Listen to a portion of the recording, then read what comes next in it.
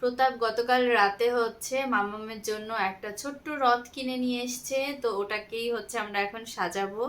সাজিয়ে তারপর বিকালবেলা মানে সন্ধ্যাবেলা হচ্ছে মামাম ঘুম থেকে ওঠার পরে ওকে নিয়ে বের হব রাস্তায়। তো এই আর কি। আর ফুল কিনে নিয়ে এসছে, একটু ফুল টুল দিয়ে ওই রথটাকে সাজাবো।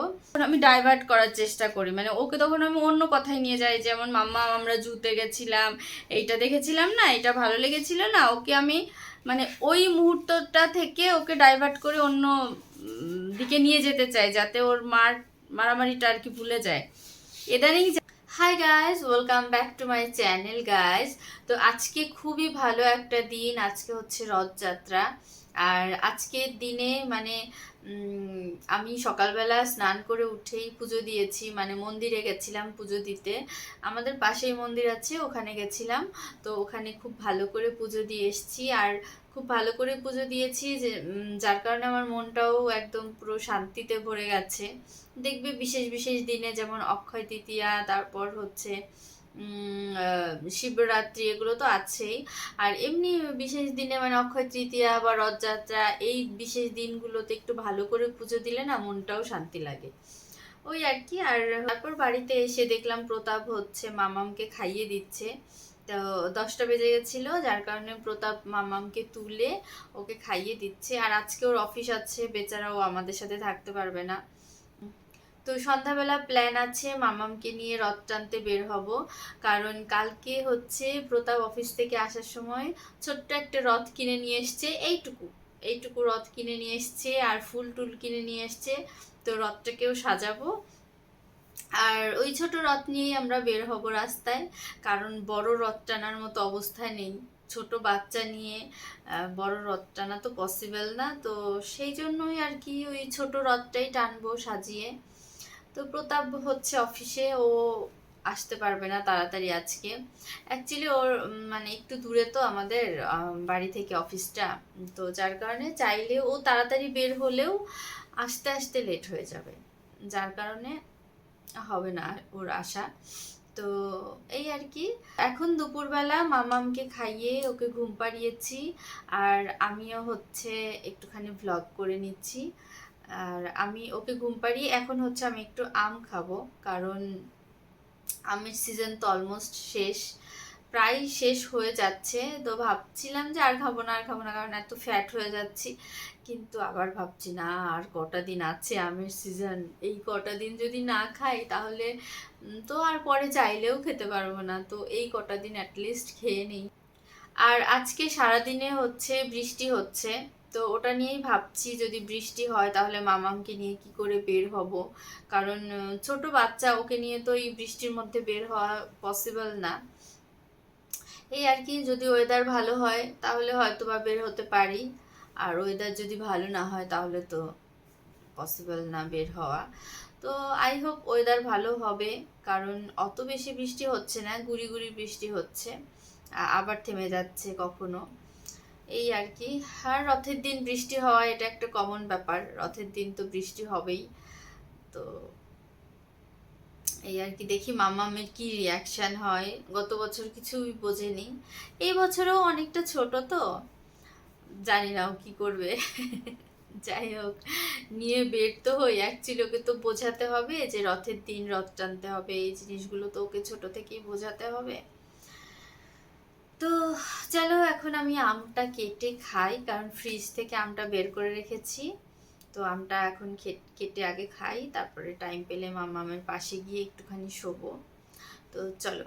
তো আমার সব থেকে ফেভারিট ফ্রুটস হচ্ছে ম্যাঙ্গো। তো আমার মানে আম আমার ভীষণ ভালো লাগে, তবে আম হচ্ছে বেশি খেলে আবার ফ্যাট, ওই জন্য তো আম আবার বেশি ফ্যাট হয়ে যায় বলে গত বছর হচ্ছে খাইনি, আমি খুব কম খেয়েছি, কারণ গত বছর আমের সিজনে আবার খুব ভালো করে ডায়েট করছিলাম, যার কারণে আম গত বছর অত বেশি একটা খাইনি। আর এই বছরে আমি তো ডায়েটটা একদম ছেড়েই দিয়েছি, ঠিকঠাক ডায়েট করছি না, যার কারণে এই বছরে আম প্রচুর খাওয়া হয়েছে আমার। আর ভাবছি আর কটা দিনই আছে, এখন আর আমার ডায়েটের কথা বাদ, এখন আমটা খেয়ে নেই। কারণ কি, এই আমের সিজনটা চলে গেলে আর আমি চাইলেও খেতে পারবো না, তাই না? তো ডায়েটটা তো আমি চাইলেও 1 মাস পর থেকে স্টার্ট করতে পারবো। এই জন্য আর কি। আর এই আমটা ভীষণ মিষ্টি। এটা হচ্ছে কি আম বলে, চৌসা না কি আম বলে।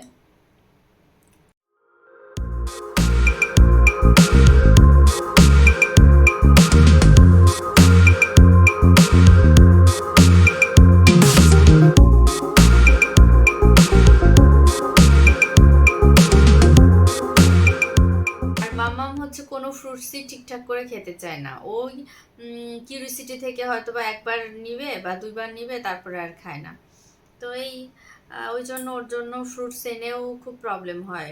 মানে ফ্রিজে ফ্রুটস থাকে, ওকে আমি খাওয়াতে পারি না। খুব জোর করে ওকে মাঝে মধ্যে খাওয়াই। তো মাঝে মধ্যে এখন বলে ম্যাঙ্গো খাবো ম্যাঙ্গো খাবো, কিন্তু কি খাবে ম্যাঙ্গো? এইভাবে খাবে, মানে বড় মানুষের মতো করে খাবে। এভাবে তো খেতে পারে না। এবার ও বাইট নেয়, নিয়ে ফেলে দেয়। এটা হচ্ছে ওর খাওয়া।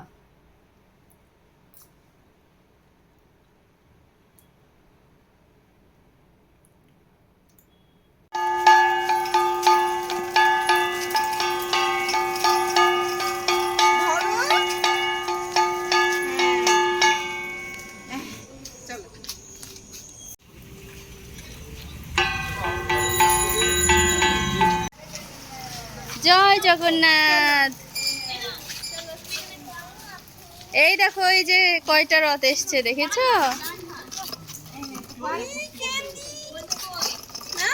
এইটা তোলো, এইটা তোলো।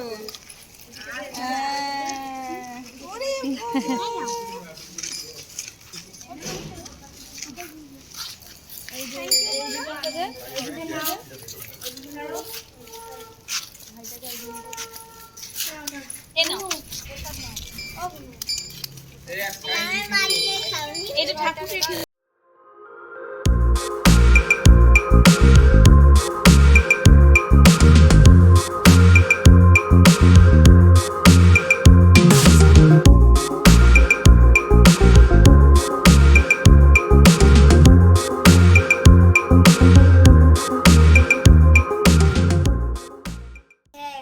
তো বাইরে থেকে রথ টেনে বাড়িতে চলে এসেছি। আর বাড়িতে এসে হচ্ছে এগরোল খেলাম, চা খেলাম। আর মানে আসার সময় হচ্ছে এগরোল নিয়ে এসেছিলাম, নিয়ে এসে বাড়িতে চা বানিয়েছিলাম, চা বানিয়ে তারপরে এগরোল আর চা খেলাম। এখন মানে ওভার হয়ে গেছে খাওয়া একটু। দুটো এগরোল নিয়ে এসেছিলাম, আমি আর আমার ননদ দুজন দুটো খেয়েছি। তো এখন মনে হচ্ছে একটা আনলেই ভালো হতো, কারণ আমিও বেশি খেতে পারি না, ও বেশি খেতে পারে না। তো যাই হোক, ওভার হয়ে গেছে। আর এখন হচ্ছে মাম্মাম দেখো কি দুষ্টু দুষ্টু করছে, বেবিটা আমার দুতু দুতু করছে, দুতু দুতু করছে। একটু কিচি করে দাও, একটু কিচি করে দাও, কিচি করে দাও। তো মাম্মাম খুব সুন্দর করে রথ সাজিয়ে রথ টেনেছে। মানে ও তো সাজায়নি, ওর পিপি সাজিয়েছে। আর মাম্মাম কিন্তু খুবই সুন্দর করে রথ টেনেছে, মানে কোলে উঠে রথ টেনেছে। মাম্মাম লাগছে। মানে ও এমনি সময় কিন্তু হাঁটে কত সুন্দর রাস্তায় বেরোলে, কিন্তু কালকে ও রথ ধরছেই না, ধরেইনি। ওর জোর করে একবার ধরিয়েছি, আর কোলেই থেকেছে। ও কোলে কোলেই হেঁটেছে, মানে কোলেই ও রথ টেনেছে। তো যাই হোক, এই ছোট তো এখনো অতটা বুঝতে পারে না। আর ওর থেকে একটু যারা বড় তারা আবার কত সুন্দর রাস্তায় রথ টানছিল, কিন্তু ও আসলে এখনো অতটা বোঝে না, ও অনেকটা ছোট। তো মামাম কি মুখে দিচ্ছ দেখি, হাঁ করো হাঁ করো হাঁ করো। ও আচ্ছা, কিছুই না, নাটক করছে। তো এখন বাড়িতে এসে মামামকে হচ্ছে একটুখানি খাওয়ালাম, মিল্ক খাওয়ালাম। আর ওর রান্নাটা এখন করব, ওর রান্না করে তারপর হচ্ছে ওকে খাওয়াবো। দেন আমরা খাওয়া দাওয়া করবো। আজকে আর রাতে খেতেই ইচ্ছে করছে না, কারণ এগ রোল খেয়েছি। তো তারপরেও মা রান্না করেছে, যেহেতু খাবার নষ্ট হবে, তাই জন্য একটুখানি হলেও খেতে হবে। তো এই আর কি।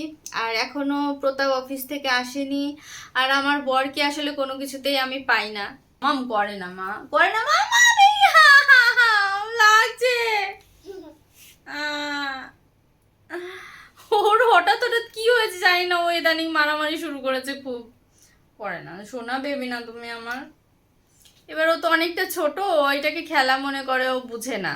ওকে মানে ওকে যত আমি বলি মাম্মাম করো না, মাম্মাম ব্যথা লাগছে, ও আরো তত বেশি করে করে, যার কারণে ও যখন মারে না বা চুল টুল টান দিল ওকে তখন আমি ডাইভার্ট করার চেষ্টা করি, মানে ওকে তখন আমি অন্য কথায় নিয়ে যাই, যেমন মাম্মা আমরা জুতে গেছিলাম, এইটা দেখেছিলাম না, এটা ভালো লেগেছিল না, ওকে আমি মানে ওই মুহূর্তটা থেকে ওকে ডাইভার্ট করে অন্য দিকে নিয়ে যেতে চাই, যাতে ওর মারামারিটা আর কি ভুলে যায়।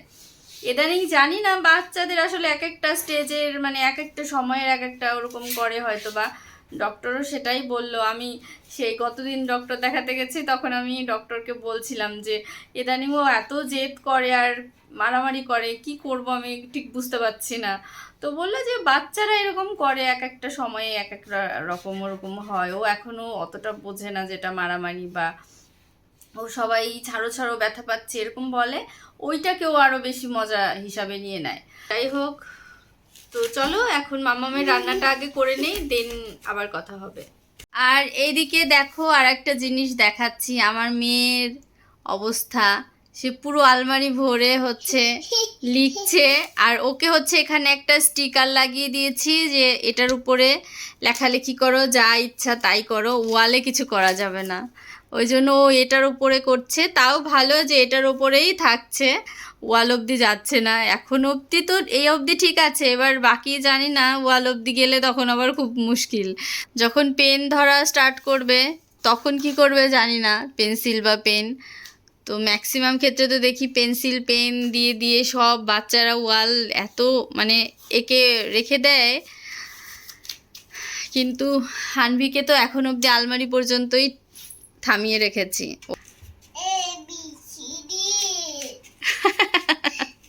মাম্মাম মাম্মাম তুমি একটু 1 2 পড়ো তো, 1 2। এখানে তো কিছুই লেখা নেই, 1 2 ABCD পড়ো তাহলে। ABCD তারপর আর ওর কিন্তু জেড অবধি মানে ABCD জেড পর্যন্ত ওর মুখস্থ, বাট এখন পড়ছে না।